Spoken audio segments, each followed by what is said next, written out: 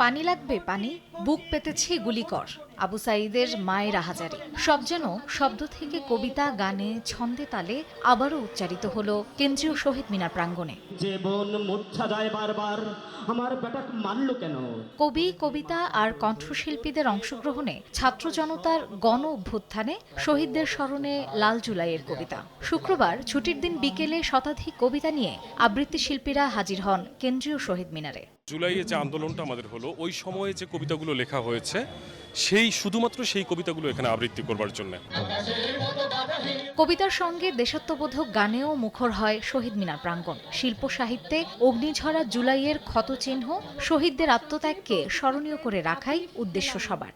আমরা যারা খুব সাধারণ আবৃত্তি শিল্পী, আমরা ফেসবুকে যুদ্ধ করেছি, আমরা রাজপথে এসেছি, মিছিল করেছি, আমরা আমাদের কণ্ঠের ব্যবহার করিনি, সেই কষ্টটা আমাদেরকে কুড়ে কুড়ে খাচ্ছিল।